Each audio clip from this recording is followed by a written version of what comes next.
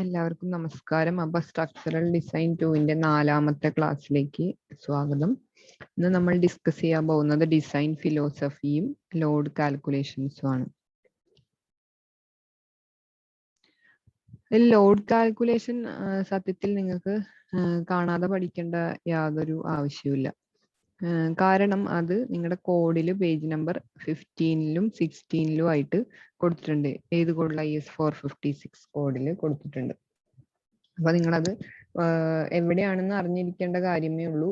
എക്സാമിന് ചോദിക്കുമ്പോൾ അത് നോക്കി എഴുതാവുന്നതാണ്.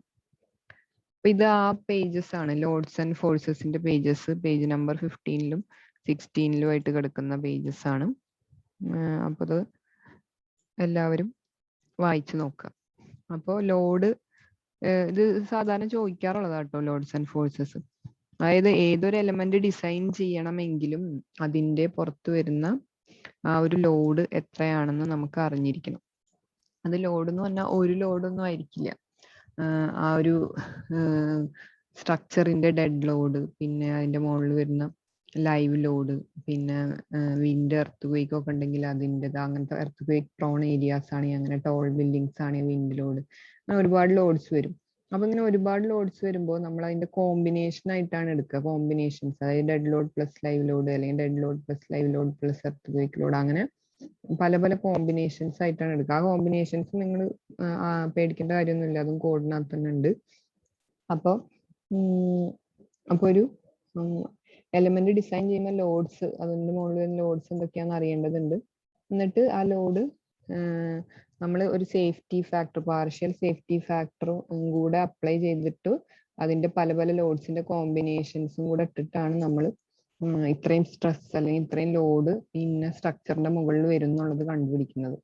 അതെങ്ങനെയാ വെച്ചാൽ ലോഡ്സിനെ ഒരു പാർഷ്യൽ സേഫ്റ്റി ഫാക്ടറോട് മൾട്ടിപ്ലൈ ചെയ്യും. കാരണം എന്തിനാ, നമുക്കിപ്പോ ഇത്രയും ലോഡ് വരുന്നു നമ്മൾ കാൽക്കുലേറ്റ് ചെയ്ത് കണ്ടുപിടിച്ചാലും അതിനേക്കാൾ കൂടുതൽ ഒരു മാർജിൻ ഓഫ് സേഫ്റ്റിക്ക് വേണ്ടിയിട്ട് നമ്മൾ അതിനേക്കാൾ ഇത്ര കൂടുതൽ വരും എന്ന് വിചാരിച്ച് ഡിസൈൻ ചെയ്യുന്നതല്ലേ എപ്പോഴും സേഫ്. അതുകൊണ്ട് എപ്പോഴും അങ്ങനെയാണ് ഡിസൈൻ ചെയ്യുന്നത്. ഒരു 1.5 അങ്ങനെ അത്രയും കൂടുതൽ വരുന്നുണ്ട് എന്ന് അസ്യൂം ചെയ്തിട്ടാണ് ചെയ്യുക. അപ്പോൾ പല ടൈപ്സ് ഓഫ് ലോഡ്സ് ആണ് ഡെഡ് ലോഡ്സ്. ഡെഡ് ലോഡ്സ് നിങ്ങൾക്കറിയാം, സെൽഫ് വെയിറ്റ് ആണ്. ഇമ്പോസ്ഡ് ലോഡ്സ് എന്ന് പറഞ്ഞാൽ നമ്മുടെ live load, crane load, snow load, dust load, wave load, earth pressure etcetera, അതൊക്കെയാണ് ഇമ്പോസ്ഡ് ലോഡ്സിൽ വരുന്നത്. പിന്നെ wind load, earthquake load, erection loads, അത് സ്റ്റീലാകുമ്പോൾ പ്രത്യേകിച്ച് അത് ഇറക്ട് ചെയ്യുന്ന സമയത്ത് അതിനെ ക്രെയിനിലൊക്കെ പൊക്കി കൊണ്ടുവയ്ക്കുന്ന സമയത്തൊക്കെ വരുന്ന ലോഡാണ്. പിന്നെ accidental loads such as those due to blast, impact of vehicles etcetera. പിന്നെ secondary effects due to contraction or expansion resulting from temperature changes, differential settlements of the structure as a whole or of its components, eccentric connections, rigidity of joints differing from design assumptions. അപ്പോൾ ബാക്കിയുള്ള effects ഒക്കെ ടെമ്പറേച്ചറും അതുപോലെ തന്നെ സെറ്റിൽമെന്റുകൾ ഉണ്ടാവുകയാണെങ്കിൽ അത്, പിന്നെ കണക്ഷന് നമ്മൾ വിചാരിക്കാത്ത എന്തെങ്കിലും എന്താണ് പ്രശ്നങ്ങളോ റിജിഡിറ്റി ആ ജോയിന്റ്സിന് വരികയോ അങ്ങനെയൊക്കെ വരുമ്പോൾ ഉണ്ടാവുന്ന സെക്കൻഡറി ഇഫക്ട്സ്. ഇത്രയും എ മുതൽ ജി വരെയുള്ള കാര്യങ്ങളാണ് നമ്മൾ കൺസിഡർ ചെയ്യേണ്ടത്. അപ്പോൾ ഇതിൽ ഓരോന്നും എന്തനുസരിച്ച് ചെയ്യണം എന്നുള്ളതും കൂടെ അടുത്ത തുടർന്നുള്ള സെന്റൻസുകളിൽ കൊടുത്തിട്ടുണ്ട്. അപ്പൊ ഡെഡ് ലോഡ്സ് അസ്യൂം ചെയ്യുന്നത് എങ്ങനെയാന്ന് വെച്ചാൽ IS 875 പാർട്ട് 1 പറഞ്ഞിട്ടുള്ളത് പോലെയാണ്. അപ്പോൾ IS 875 എന്ന് പറഞ്ഞ ലോഡ്സിനെ കുറിച്ച് പറയുന്ന കോഡ്സ് ആണ്. അത് പാർട്ട് 1, പാർട്ട് 2, പാർട്ട് 3 3 ഉണ്ട്. അപ്പൊ അതിൽ ലൈവ് ലോഡ്സ് വരുന്നത് പാർട്ട് 2ലാണ്, ഡെഡ് ലോഡ് പാർട്ട് 1. നിങ്ങൾക്ക് ഡൗൺലോഡ് ചെയ്യാൻ കിട്ടും. എനിക്ക് തോന്നുന്നു പാർട്ട് 3 ഒക്കെ നിങ്ങളുടെ കയ്യിൽ തന്നിട്ടുണ്ടാവും, ഇപ്പൊ കുറെ കോഡ്സ് തന്ന കൂട്ടത്തില്. അപ്പൊ ഇമ്പോസ്ഡ് ലോഡ്സ് പല ഒക്യുപ്പൻസിക്കും പല തരത്തിലാവും ലൈവ് ലോഡ്സ് അല്ലേ. അപ്പോ അത് ഓരോ ടൈപ്പ് ഓഫ് ഒക്യുപ്പൻസിക്ക് അനുസരിച്ചിട്ട് നമ്മുടെ ലൈവ് ലോഡ് IS 875 പാർട്ട് 2 പറഞ്ഞിട്ടുള്ള പോലെയാണ് എടുക്കുന്നത്. പിന്നെ ക്രെയിൻ അതുപോലെ മെഷീൻസിന്റെ ഒക്കെ കാര്യങ്ങൾ, imposed loads from equipment such as crane machines should be assumed in design as per manufacturers or suppliers data. Crane ഒക്കെ ഉപയോഗിക്കുമ്പോൾ അതിന്റെ സപ്ലയർ മാനുഫാക്ചറുടെ ഡാറ്റ ഉണ്ടാവും, അതിനെ കുറിച്ചുള്ള അത് വെച്ചിട്ട് ചെയ്യാവുന്നതാണ്. സ്നോ ലോഡ് IS 875 പാർട്ട് 4 പ്രകാരം ചെയ്യാവുന്നതാണ്. ഇനി വിൻ ലോഡ്സ് IS 875 പാർട്ട് 3 പറയുന്നത്. എർത്ത് ക്വേക്ക് ലോഡ്സ് മറ്റൊരു കോഡിലാണ് IS 1893 പാർട്ട് 1. അപ്പൊ നിങ്ങൾക്ക് ലോഡ്സിനെ കുറിച്ചൊക്കെ ചോദിച്ചതൊക്കെ എഴുതാട്ടോ, ഇന്ന കോഡിൽ ഉണ്ട് എന്നുള്ളതൊക്കെ എഴുതാം. പിന്നെ ഇറക്ഷൻ ലോഡും ടെമ്പറേച്ചർ ഇഫക്ട്സും 3.3ലും 3.4ലും പറയുന്ന പ്രകാരം എടുക്കണം എന്നാണ് പറയുന്നത്. ഇറക്ഷൻ ലോഡ്സിനെ കുറിച്ചൊക്കെ വായിച്ചു നോക്കുക. All loads required to be carried by the structure or any part of it due to storage or positioning of construction material and erection equipment, including all loads due to operation of such equipment, shall be considered as erection loads. അതായത് നമുക്ക് ഒരു structure ആ ഒരു സ്ഥലത്ത് വെക്കാനായിട്ടോ position ചെയ്യാനായിട്ടോ ഉപയോഗിക്കുന്ന erection equipment, അതുപോലെ അതിന്റെ operation കാരണം അവിടെ പുറപ്പെടുവിക്കുന്ന ഇമ്പാക്റ്റ് ഒക്കെ എറക്ഷൻ ലോഡ്സിലാണ് വരുന്നത്. പിന്നെ proper provision shall be made including temporary bracings to take care of all stresses develop during erection. അതായത് ഇപ്പൊ ചിലത് ടെമ്പററി ആയിട്ട് അപ്പൊ ആ സമയത്ത് ഇറക്ട് ചെയ്യുന്ന സമയത്ത് മാത്രം വരുന്ന സ്ട്രെസ്സസ് ആയിരിക്കും. അങ്ങനെയുള്ളതിന് ടെമ്പററി ബ്രേസിംഗ്സ് ഉപയോഗിച്ചിട്ട് അങ്ങനത്തെ സ്ട്രെസ്സസിനെ നിങ്ങൾക്ക് കോപ്പപ്പ് ചെയ്യാവുന്നതാണ്. ബ്രേസിംഗ്സ് എന്ന് പറഞ്ഞാൽ ഇങ്ങനെ ഇപ്പൊ 2 മെമ്പേഴ്സ് ഇങ്ങനെ പോകുന്നുണ്ടെന്ന് വിചാരിക്കുക, 2 പാരലൽ മെമ്പേഴ്സ്. അപ്പൊ അതിന് ഉറപ്പ് കൂട്ടാനായിട്ട് അതിനെ ഇങ്ങനെയൊക്കെ കൊടുക്കുമല്ലോ നമ്മൾ ക്രോസ് ആയിട്ടും. അപ്പൊ കുറച്ചുകൂടെ സ്റ്റിഫ് ആയല്ലോ ആ 2 മെമ്പേഴ്സ്, അതിനൊക്കെയാണ് ബ്രേസിംഗ് എന്ന് പറയുന്നത്. ബ്രേസിംഗ് ഒക്കെ കൊടുത്തോണ്ട് ടെമ്പററി സ്ട്രെസ്സസ് ഒക്കെ ഒഴിവാക്കാം. പിന്നെ dead load, wind load and also such parts of live loads as would be imposed on structure during the period of erection shall be taken as acting together with the erection loads. അതായത് ഇറക്ഷന്റെ സമയത്ത് വരുന്ന ബാക്കി ലോഡുകളൊക്കെ erection ലോഡിന്റെ അണ്ടറിൽ തന്നെ കൂട്ടണം. Wind load, ഇറക്ഷന്റെ സമയത്ത് വരുന്ന ഡെഡും വിൻഡും ചില ഇമ്പോസ്ഡ് ലോഡ്സും. പിന്നെ structure as a whole and all parts of the structure in conjunction with the temporary bracing shall be capable of sustaining these loads during erection. അപ്പോൾ വെറുതെ അങ്ങോട്ട് ആ ബ്രേസിംഗ്സോ ടെമ്പററി ബ്രേസിംഗ്സ് കൊടുക്കുകയല്ല, അത് ആ സ്ട്രക്ചറിനോ അല്ലെങ്കിൽ ആ പാർട്സിനോ അപ്പൊ ഉണ്ടാവുന്ന ഇറക്ഷൻ കാരണം ഉണ്ടാവുന്ന സ്ട്രെസ്സസിന് കോപ്പപ്പ് ചെയ്യാൻ പറ്റുന്ന തരത്തിലുള്ള ബ്രേസിംഗ്സ് കൊടുക്കണം. അതിനെയാണ് നമ്മൾ ഡിസൈനിങ് എന്ന് പറയുന്നത്. അപ്പൊ അതായത് ഇത്ര സ്ട്രെസ് വരുമ്പോൾ ഇത്ര ഡയമെൻഷനിലുള്ള ബ്രേസിംഗ്സ് വേണം എന്നുള്ളത് കണ്ടുപിടിക്കലിനെയാണ് ഈ ഡിസൈനിങ് എന്ന് പറയുക. അല്ലെങ്കിൽ ആ സ്ട്രെസ് വരുന്നുണ്ട് അതുകൊണ്ട് ഈ ബ്രേസിംഗ് നമ്മുടെ കയ്യിലുള്ളൂ, അപ്പോൾ ഇത് വെച്ച് അഡ്ജസ്റ്റ് ചെയ്യാം എന്നല്ല. ഇത്ര സ്ട്രെസ് വരുമ്പോൾ ഏത് ഡയമെൻഷനിലുള്ളത് വേണമെന്ന് ആദ്യം കാൽക്കുലേറ്റ് ചെയ്യും, എന്നിട്ട് അത് പ്രൊവൈഡ് ചെയ്യാണ് ചെയ്യുക. ഇനി ടെമ്പറേച്ചർ ഇഫക്ട്സിനെ കുറിച്ചാണ് പറയുന്നത്. Temperature effects expansion and contraction due to changes in temperature of members and elements of a structure shall be considered adequate provisions made for such effect. അതായത് എന്തെങ്കിലും എക്സ്പാൻഷൻ കോൺട്രാക്ഷൻ ഇങ്ങനെ മെമ്പേഴ്സിന്റെ ടെമ്പറേച്ചർ ചേഞ്ച് കാരണം ഉണ്ടാവുന്നുണ്ടെങ്കിൽ അതിന് നമ്മൾ adequate provisions ഇടണം. അപ്പൊ temperature range varies for different localities. അപ്പൊ നമുക്ക് പറയാൻ പറ്റില്ല, പല ലൊക്കാലിറ്റീസിനും പല തരത്തിലാണ് ടെമ്പറേച്ചർ വാരി ചെയ്യുക. Under different diurnal and seasonal conditions. അതുപോലെ തന്നെ സീസണലി വാരി ചെയ്യാം, ഡെയിലി വാരി ചെയ്യാം ടെമ്പറേച്ചർ ഓരോ സ്ഥലത്ത്. അപ്പൊ അതിനനുസരിച്ച് മാറിക്കൊണ്ടിരിക്കും. അപ്പൊ നമ്മൾ എങ്ങനെ ഒരു ടെമ്പറേച്ചർ ഇഫക്റ്റ് കണ്ടുപിടിക്കുക? Absolute maximum and minimum temperature which may be expected in different localities of the country may be obtained from Indian Meteorological Department.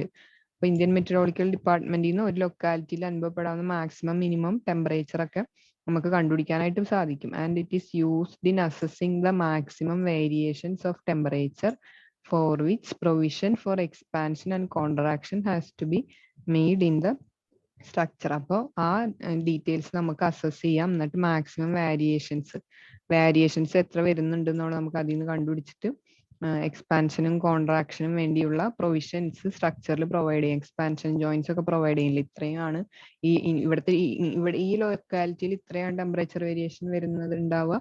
അപ്പൊ നമുക്ക് ഈ ഒരു ഈ ഒരു എക്സ്പാൻഷനും കോൺട്രാക്ഷനും ആയിരിക്കാം ഉണ്ടാവുന്നത് എന്നുള്ള ആ ഒരു അസംഷനിൽ നമുക്ക് എക്സ്പാൻഷൻ ജോയിന്റ്സ് ഒക്കെ പ്രൊവൈഡ് ചെയ്യാം. അടുത്തത് range of variation in temperature of the building may be appreciably greater or lesser than the variation of air temperature and is influenced by the condition of exposure and the rate at which material composing the structure absorb or radiate heat. അപ്പോൾ എന്താണ് ആ ഒരു variation building മെറ്റീരിയലിൽ വരുന്ന variation എന്ന് പറഞ്ഞാൽ air ടെമ്പറേച്ചറിലെ variation പോലെ തന്നെ ആവണമെന്നൊന്നുമില്ല. അപ്പൊ അത് എയർ ടെമ്പറേച്ചർ ആക്ച്വലി ഇൻഫ്ലുവൻസ് ചെയ്യുന്നുണ്ടെങ്കിലും അതേപോലെ തന്നെ ഇൻഫ്ലുവൻസ് ചെയ്യണമെന്നൊന്നുമില്ല.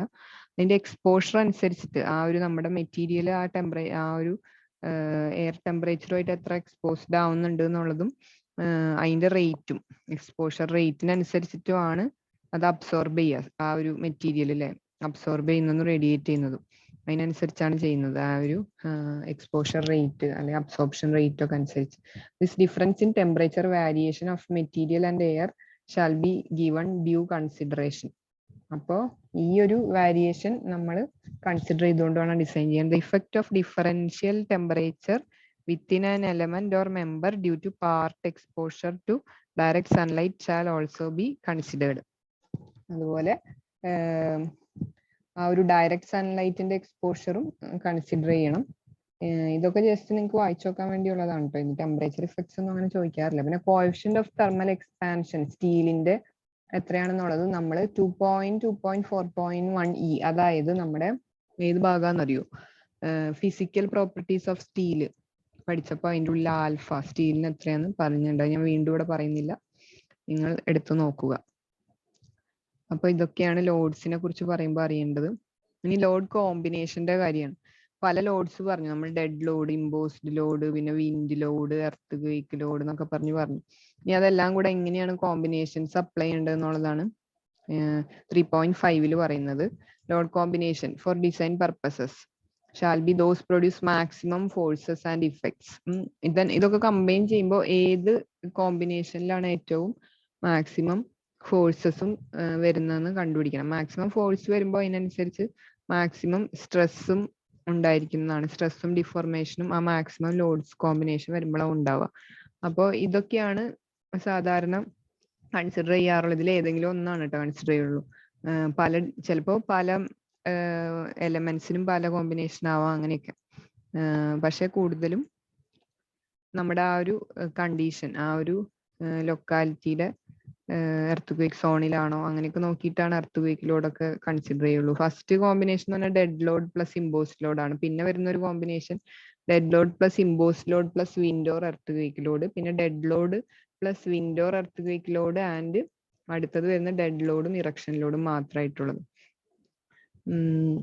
അപ്പോ അതിൽ വിൻഡ് ലോഡും earthquake load shall not be assume to act simultaneously. അതായത് വിൻഡും എർത്ത് ക്വേക്കും ഒരു സ്ഥലത്ത് നിങ്ങൾക്ക് വിൻഡും എർത്ത് ക്വേക്കും സൈമൾട്ടേനിയസ് ആയിട്ട് വരുന്ന ഒരു കോമ്പിനേഷൻ കാണാൻ പറ്റുന്നത്. അതായത് വിൻഡ് ഓറാണ് പറയുന്നത് എല്ലായിടത്തും, വിൻഡ് അല്ലെങ്കിൽ എർത്ത് ക്വേക്ക്.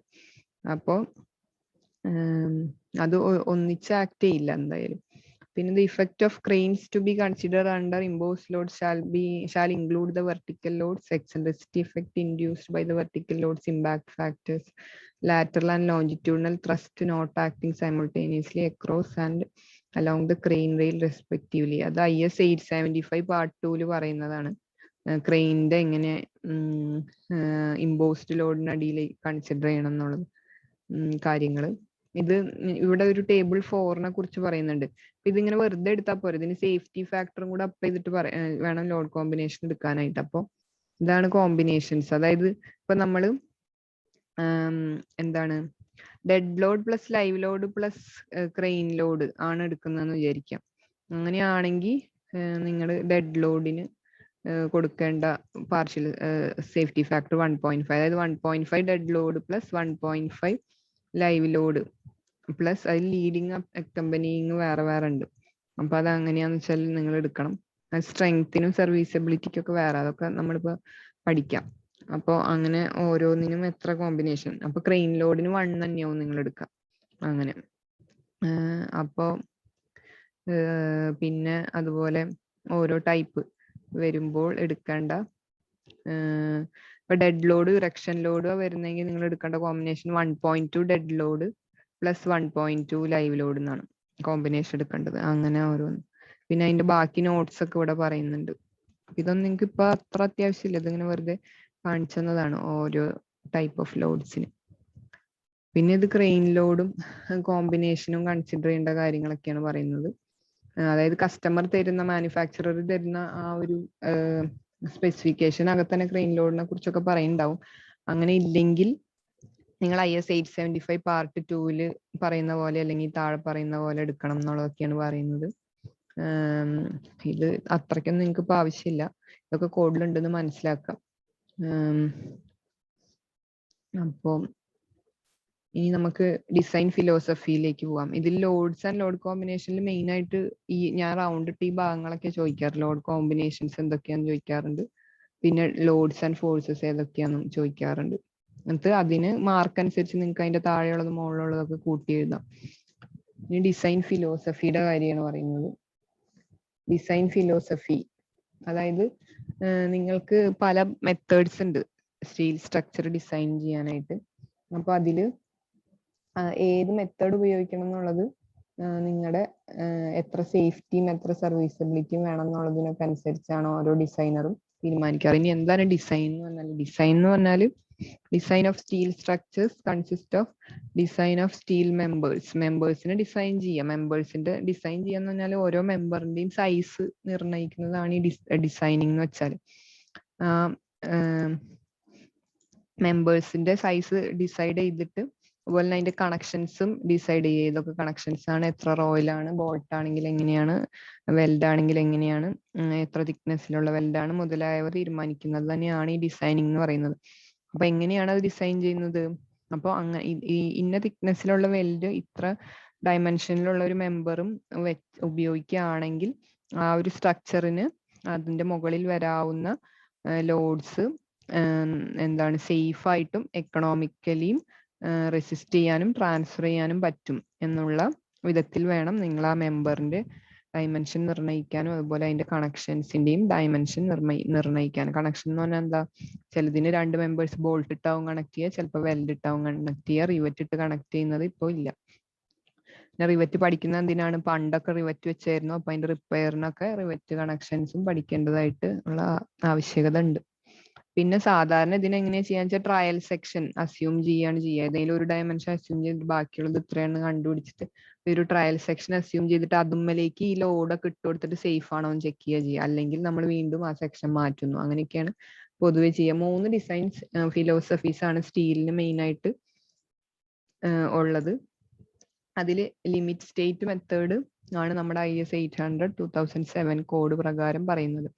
ഈ 3 ഡിസൈൻ ഫിലോസഫീസ് നിങ്ങൾ പഠിച്ചു കഴിഞ്ഞതാണ്. അതുകൊണ്ട് അധികമൊന്നും ഇത് കഴിഞ്ഞ തവണയൊന്നും ഞാൻ എക്സ്പ്ലെയിൻ ചെയ്തിട്ടേ ഇല്ല, കാരണം നിങ്ങൾ SD1 ഓൾറെഡി പഠിക്കുന്നതാണ്. ഇത് ജസ്റ്റ് ഒന്ന് പറഞ്ഞു പോകുന്നേ ഉള്ളൂ. ഫസ്റ്റ് മെത്തേഡിന്റെ പേരാണ് elastic method or working stress method, WSM എന്ന് പറയുന്നത്. പിന്നെ പ്ലാസ്റ്റിക് ആണ് അടുത്ത മെത്തേഡ്, അത് ULM ആണ്, അൾട്ടിമേറ്റ് ലോഡ് മെത്തേഡും ലോഡ് ഫാക്ടർ മെത്തേഡ് എന്നും പറയും. പിന്നെ വരുന്നതാണ് ലിമിറ്റ് സ്റ്റേറ്റ് മെത്തേഡ്, LSM. ഇതാണ് ഏറ്റവും പുതിയത്, LSM ആണ്. LSM വെച്ചാണ് നമ്മുടെ ഫുൾ ബോൾട്ടും അതുപോലെ വെൽഡും എല്ലാ കണക്ഷൻസും പിന്നെ എല്ലാ ടെൻഷൻ മെമ്പർ, കംപ്രഷൻ മെമ്പർ എല്ലാത്തിന്റെ LSM വെച്ചാണ് നമ്മൾ പഠിക്കാൻ പോകുന്നത്. ഫിലോസഫീസ് അപ്പോൾ ഇത് 3 ഉണ്ടെന്ന് മനസ്സിലാവുക. ഈ 3 തരത്തിലും നിങ്ങൾക്ക് ചെയ്യാം. അപ്പോൾ അതിന്റെ ബേസിക് ഡിഫറൻസ് എന്ന് പറഞ്ഞാൽ മൂന്ന് തരത്തിലുള്ള അപ്രോച്ചുകളാണെന്നുള്ളത് മാത്രമേ വ്യത്യാസമുള്ളൂ. അപ്പോൾ 3 തരത്തിൽ സേഫ്റ്റിയെ കൺസിഡർ ചെയ്യുന്നതാണ് ഈ 3 മെത്തേഡ്സും. അപ്പൊ അതുകൊണ്ട് തന്നെ ഡിസൈനർക്ക് അതുമെന്ന് ഉണ്ടാവുന്ന കോൺഫിഡൻസ് ലെവലും ഡിഫറെന്റ് ആയിരിക്കും. അപ്പൊ നമുക്ക് ഏതാണ് വേണ്ടതെന്ന് ഉചിതമായി തിരഞ്ഞെടുക്കാവുന്നതാണ്. പക്ഷെ നിങ്ങളിപ്പോ LSM ലിമിറ്റ് സ്റ്റേറ്റ് മെത്തേഡ് മാത്രം ആണ് പഠിക്കേണ്ടത്. വർക്കിംഗ് സ്ട്രെസ് മെത്തേഡ് ആണ്. വർക്കിംഗ് സ്ട്രെസ് മെത്തേഡ് ഏറ്റവും പഴയ മെത്തേഡാണ്, traditional method based on elastic theory. അതായത് ഇലാസ്റ്റിക് തിയറി എന്ന് പറയുമ്പോൾ നിങ്ങൾക്കറിയാം, സ്റ്റീലിന്റെ ഗ്രാഫൊക്കെ നിങ്ങൾ എന്റെ മുന്നത്തെ ക്ലാസ്സിൽ പറഞ്ഞു തന്നിട്ടുണ്ടായിരുന്നു. അതിൽ ഇലാസ്റ്റിക് പോർഷൻ, അത് കഴിഞ്ഞ് സ്റ്റീലിന്റെ yielding ഒക്കെ തുടങ്ങി കഴിഞ്ഞിട്ടുള്ള പോർഷൻ, പ്ലാസ്റ്റിക് റീജിയൻ ഒക്കെ വരുന്നുണ്ട്. അപ്പോൾ ഈ ട്രഡീഷണൽ മെത്തേഡായ വർക്കിംഗ് സ്ട്രെസ് മെത്തേഡിൽ ഒരു മെറ്റീരിയലിന് ഇലാസ്റ്റിക് റേഞ്ച് മാത്രമേ ഉള്ളൂ എന്നാണ് അസ്യൂം ചെയ്യുന്നത്. പ്ലാസ്റ്റിക്കിലേക്കൊന്നും അസംഷൻ പോകുന്നേ ഇല്ല, ഇലാസ്റ്റിക്കിൽ വെച്ച് കട്ട് ചെയ്യാണ്. അപ്പൊ മെയിൻ അസംഷൻ WSM-ൽ എന്താന്ന് വെച്ചാൽ സ്ട്രക്ചറൽ മെറ്റീരിയൽ അതിന്റെ ലീനിയർ ഇലാസ്റ്റിക് റീജിയണിൽ വെച്ചിട്ട് റെസ്ട്രിക്ട് ചെയ്യാണ് അതിന്റെ ബിഹേവിയർ. അതിന്റെ അപ്പുറത്തേക്കുള്ള ബിഹേവിയറിനെ കൺസിഡർ ചെയ്യുന്നതേ ഇല്ല. അപ്പൊ എന്താണ്, ശരിക്കും പ്ലാസ്റ്റിക് റീജിയണിൽ ആ ഒരു മെറ്റീരിയലിന് കുറച്ചുകൂടെയൊക്കെ ലോഡ് ക്യാരിയിങ് കപ്പാസിറ്റി ഉണ്ടായിരിക്കുന്നതാണ്. പക്ഷെ നമ്മൾ അതിന് ഇലാസ്റ്റിക് റീജിയണിൽ മാത്രമേ നമ്മൾ കൺസിഡർ ചെയ്യുന്നുള്ളൂ. അപ്പൊ നമുക്ക് കുറച്ചുകൂടെ അണ്ടർ എസ്റ്റിമേറ്റ് ചെയ്യാണ് നമ്മൾ ആ സെക്ഷന്, ആക്ച്വലി ആ മെറ്റീരിയലിന് WSM-ൽ. പക്ഷെ അണ്ടർ എസ്റ്റിമേറ്റ് ചെയ്യുന്നതുകൊണ്ടുള്ള ഗുണം എന്താ വെച്ചാൽ അത് സേഫ് ആയിട്ട് നിന്നോളും, വേറെ കുഴപ്പമൊന്നും ഉണ്ടാവില്ല. കാരണം നമ്മൾ വിചാരിക്കുകയാണ് ഇതിന് ഇത്ര ലോഡേ താങ്ങാൻ പറ്റുന്നുള്ളൂ, കാരണം ഇലാസ്റ്റിക് റീജിയൻ എടുക്കുന്നുള്ളൂ. ശരിക്കും ആ മെറ്റീരിയലിന് അതിനേക്കാൾ കൂടുതൽ ലോഡ് ക്യാരിങ് കപ്പാസിറ്റി ഉണ്ട്. അപ്പൊ നമ്മൾക്ക് വലിയ ലോഡ്സ് വരുമ്പോൾ എന്ത് സംഭവിക്കും? വലിയ ലോഡ്സ് ഒരു സ്ട്രക്ചറിൽ വരുമ്പോൾ നമ്മുടെ അസംഷനിൽ എന്താ ഇതിന് അത്രയ്ക്കൊന്നും ക്യാരിങ് കപ്പാസിറ്റി ഇല്ല. അപ്പൊ വലിയ ലോഡ് വരുംതോറും സെക്ഷൻ സൈസ് കൂട്ടേണ്ടതായിട്ട് വരും. സ്റ്റീൽ മെമ്പേഴ്സിന്റെ ഇത്രയും സൈസിലുള്ളത് പോരാ, കുറച്ചുകൂടെ വലുത് വേണ്ടതായിട്ട് വരും ഈ ഒരു മെത്തേഡ് ഉപയോഗിക്കുമ്പോൾ. അപ്പൊ വലിയ സെക്ഷൻസ് വരുംതോറും അത് നമുക്ക് അൺഎക്കണോമിക്കൽ ആയിട്ട് മാറും, പൈസ കൂടുതൽ ചെലവായിട്ട് വരും. അപ്പോൾ സത്യത്തിൽ മെറ്റീരിയൽ സ്ട്രെങ്ത്തിന്റെ അടുത്തൊന്നും നമ്മൾ അതിന്റെ പെർമിസിബിൾ സ്ട്രെങ്ത്തിനെ കൊണ്ടുവയ്ക്കുന്നില്ല. പെർമിസിബിൾ സ്ട്രെസ്സസ് ഒരുപാട് താഴെയാണ് എന്നാണ് നമ്മൾ അസ്യൂം ചെയ്യുന്നത്. ഇത്രയും ഒന്നും പെർമിറ്റ് ചെയ്യാം, ശരിക്കും മെറ്റീരിയലിന് കുറച്ചുകൂടെ ഒക്കെ താങ്ങാനായിട്ട് പറ്റും, പക്ഷെ നമ്മൾ അത്രയൊന്നും നമ്മുടെ മെറ്റീരിയലിന് പറ്റുന്നില്ല എന്നുള്ള അസംഷനിൽ നിൽക്കുന്നതുകൊണ്ട് തന്നെ വലിയ ലോഡ് വരുംതോറും വലിയ സെക്ഷന്റെ വലിപ്പം കൂട്ടേണ്ടി വരും മെമ്പേഴ്സിന്റെ. അപ്പൊ അതിനനുസരിച്ച് എക്കണോമിക്കലി അത് കുറച്ച് പ്രശ്നമാണ്. അപ്പൊ ഇതാണ് വർക്കിംഗ് സ്ട്രെസ് മെത്തേഡ്. വർക്കിംഗ് ലോഡ്സിനാണ് ഡിസൈൻ ചെയ്യുന്നതെന്ന് നിങ്ങൾ SD1 പഠിച്ചിട്ടുണ്ടാവും. അതായത് വർക്കിംഗ് ലോഡ്സ് എന്ന് പറഞ്ഞാൽ അതിന്റെ നോർമൽ കണ്ടീഷൻസിൽ അതിന്റെ പുറത്ത് വരുന്ന സാധാരണ ലോഡ്സ് ആണ് വർക്കിംഗ് ലോഡ്സ് അഥവാ സർവീസ് ലോഡ്സ് എന്ന് പറയുന്നത്. അതും ഒരു സേഫ്റ്റി ഫാക്ടർ ഇട്ടിട്ട് തന്നെയാണ് നമ്മൾ എപ്പോഴും ഡിസൈൻ ചെയ്യുക. എന്ത് ലോഡ്സും നമ്മൾ ഈ 3 മെത്തേഡിലും നമ്മൾ സേഫ്റ്റി ഫാക്ടർ ഇട്ടിട്ട് തന്നെയാണ് കേട്ടോ ചെയ്യുന്നത്. അതിന്റെ ആ ഫാക്ടർ വ്യത്യാസം വരുന്നു മാത്രം. ഇനി ULM ആണ് അൾട്ടിമേറ്റ് ലോഡ് മെത്തേഡിൽ എന്ന് പറഞ്ഞാലും നമ്മൾ വർക്കിംഗ് സ്ട്രെസ്സിൽ എന്താ ചെയ്തത്, അതിനെ വളരെ അണ്ടർ എസ്റ്റിമേറ്റ് ചെയ്തു. സെക്ഷൻ ഇത്രയൊന്നും അതിന് താങ്ങാനായിട്ട് പറ്റില്ല. പക്ഷെ ULM-ൽ അൾട്ടിമേറ്റ് ലോഡാണ് നമ്മൾ എടുക്കുന്നത്. അതായത് സർവീസ് ലോഡിനെ ഒരു ഫാക്ടർ കൊണ്ട് എൻഹാൻസ് ചെയ്ത് മൾട്ടിപ്ലൈ ചെയ്തിട്ട് ആ സ്ട്രക്ചറിന് എടുത്തേക്കാവുന്ന അൾട്ടിമേറ്റ് ലോഡ് വെച്ചാണ് അതിനെ ഡിസൈൻ ചെയ്യുന്നത്. അപ്പോ സർവീസ് ലോഡ് എന്ന് പറഞ്ഞാൽ ഞാൻ പറഞ്ഞു വർക്കിംഗ് ലോഡ്, അതിന്റെ സാധാരണ കണ്ടീഷൻസിൽ വരുന്ന ലോഡാണ് സർവീസ് ലോഡ് അഥവാ വർക്കിംഗ് ലോഡ്. അതിനെ ഒരു ലോഡ് ഫാക്ടർ വെച്ച് മൾട്ടിപ്ലൈ ചെയ്തിട്ടൊരു അതിനെ അൾട്ടിമേറ്റ് ലോഡാക്കി മാറ്റുകയാണ്. അങ്ങനെ ലോഡ് ഫാക്ടർ വെച്ച് ചെയ്യുമ്പോഴും അപ്പോഴും നമ്മളൊരു മാർജിൻ ഓഫ് സേഫ്റ്റി അവിടെ ഇടുന്നുണ്ട് കേട്ടോ. അതിന്റെ ഏറ്റവും അൾട്ടിമേറ്റ് ലോഡ് വെച്ചല്ല, ഒരു കുഞ്ഞു മാർജിൻ ഓഫ് സേഫ്റ്റിയും കൂടെ ഇട്ടിട്ട് വരുന്ന ഒരു അൾട്ടിമേറ്റ് ലോഡിനാണ് അതിനെ ഡിസൈൻ ചെയ്യുന്നത്. അപ്പോൾ അതുകൊണ്ട് തന്നെ ഇവിടെ നമ്മൾ ആ മെറ്റീരിയലിന് എടുക്കാവുന്ന ഏറ്റവും ഹയർ ലോഡിലാണ് അതിനെ ഡിസൈൻ ചെയ്യുന്നത് അല്ലേ. അപ്പോൾ നമുക്ക് മനസ്സിലായി കുറച്ചുകൂടെ സ്ട്രെങ്ത് ഒക്കെ ഈ മെറ്റീരിയലിന് ഉണ്ടെന്ന് മനസ്സിലായി. അപ്പോൾ വലിയ ലോഡിന് ഡിസൈൻ ചെയ്യുമ്പോൾ എന്താന്ന് വെച്ചാൽ എന്താണ് കുറച്ചുകൂടെ അത്രയും വർക്കിങ്ങിന്റെ പ്രശ്നം എന്തായിരുന്നു, അത്രയും ലോഡ് വരുന്നില്ല. അതുകൊണ്ട് വലിയ ലോഡുകൾ വരുന്നതോറും കട്ടി കൂടിയ സെക്ഷൻസ് ഉപയോഗിക്കേണ്ടി വരുന്നു.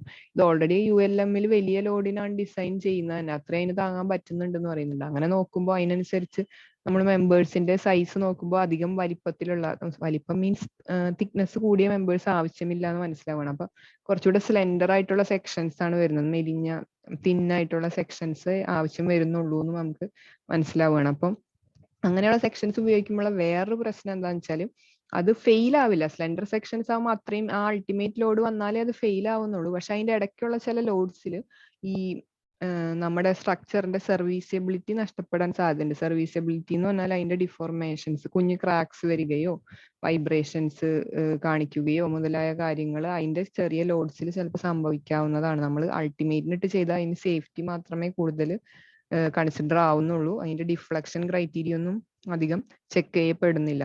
അപ്പൊ അതുകൊണ്ട് തന്നെ എക്സസീവ് ഡിഫോർമേഷനും ക്രാക്കിങ്ങും ഒക്കെ കാണിക്കാൻ സാധ്യതയുണ്ട്. ഫെയിൽ ആവില്ല, അത് ഉറപ്പാണ്, പക്ഷെ ചെറിയ ഡിഫ്ലക്ഷൻസും ക്രാക്കിങ്ങും ഒക്കെ കാണിക്കാൻ സാധ്യതയുണ്ട്. അപ്പൊ ഇതിന്റെ രണ്ടിന്റെയും പ്രശ്നങ്ങളൊക്കെ പരിഹരിച്ചുകൊണ്ടാണ് ലിമിറ്റ് സ്റ്റേറ്റ് മെത്തേഡ് രംഗത്തേക്ക് വരുന്നത്. അപ്പൊ ലിമിറ്റ് സ്റ്റേറ്റ് മെത്തേഡിൽ എന്താന്ന് വെച്ചാൽ സ്ട്രക്ചറിനെ നമ്മൾ സേഫ്റ്റിക്ക്, അതായത് കൊളാപ്സിന് എഗെയിൻസ്റ്റ് ആയിട്ട് നമ്മൾ ഡിസൈൻ ചെയ്യും. അതായത് ultimate strength to resist ultimate load, അതായത് അൾട്ടിമേറ്റ് ലോഡ് റെസിസ്റ്റ് ചെയ്യാൻ വേണ്ടിയിട്ട്, കൊളാപ്സിനെ റെസിസ്റ്റ് ചെയ്യാൻ വേണ്ടി ഡിസൈൻ ചെയ്തിട്ട് അതിന്റെ സർവീസബിലിറ്റി വർക്കിംഗ് ലോഡ്സിൽ ചെക്ക് ചെയ്യും.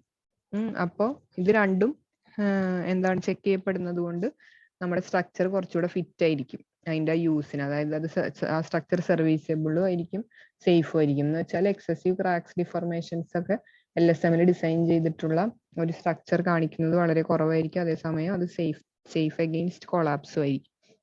അപ്പോൾ ഈ ലിമിറ്റ് സ്റ്റേറ്റ് എന്ന് വെച്ചാൽ എന്താണെന്നുള്ളതാണ് ഇനി പറയുന്നത്.